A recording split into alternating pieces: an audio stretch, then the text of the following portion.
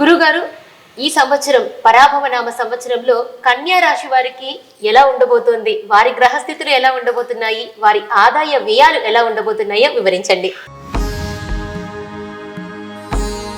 కన్యా రాశి వారికి చూసుకున్నట్లయితే ఉత్తరా నక్షత్రం 3 పాదాలు, హస్తా నక్షత్రం 4 పాదాలు, అదేవిధంగా చిత్తా నక్షత్రం 2 పాదాలు కలిస్తే కన్యా రాశి అవుతుంది.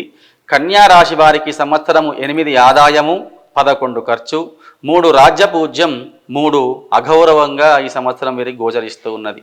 అదేవిధంగా చూసుకున్నట్టయితే జూన్ 1వ తేదీ వరకు కూడా ఈ యొక్క మిథున రాశిలో 10వ స్థానంలో ఉన్నటువంటి ఈ గురువు వల్ల వారికి కాస్త అనుకూలంగా లేకపోవడం, చిన్న చిన్న ఇబ్బందులు తలెత్తేటువంటి అవకాశం ఉంది.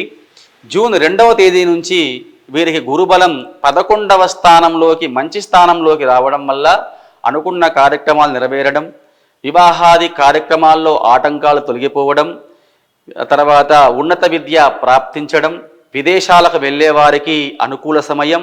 అదేవిధంగా చూసుకున్నట్టయితే వీరు ఈ సంవత్సరం కొత్తగా ఇల్లు నిర్మాణం చేసుకోవాలన్నా, ఏదైనా వ్యాపారం మొదలు పెట్టాలన్నా కూడా జూన్ 2వ తారీఖు తర్వాత నుండి కనుక వీళ్ళు ప్రారంభం చేసుకున్నట్టయితే వీరికి అన్ని కూడా అనుకూలంగా ఉంటుంది.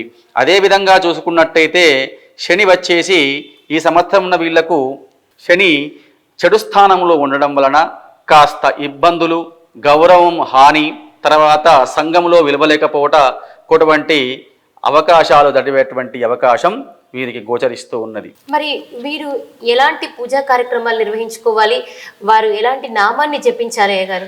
వీరు కూడా శివాలయానికి వెళ్ళి రుద్రాభిషేకం చేసుకోవడం, తర్వాత ఆంజనేయ స్వామికి ప్రతి మంగళవారం కానీ శనివారం కానీ అభిషేకం చేయించి, ఏదైనా ఒక వారం వీలుంటే వడమాల సమర్పిస్తే ఆంజనేయ స్వామికి మంచి ఫలితాలు కలుగుతాయి.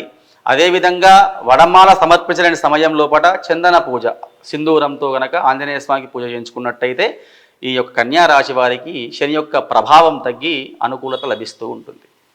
ఈ రాశి వారు ఏ రంగు వస్త్రాన్ని ధరించాలి?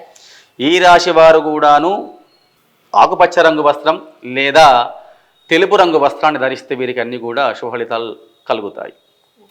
మరి కన్యా రాశి వారు గురువు గారు చెప్పినట్టుగా ఆంజనేయ స్వామిని ప్రార్థిస్తే వారికి అన్ని వేళలా శుభాలు చేకూరుతాయి అని చెప్తున్నారు. అదేవిధంగా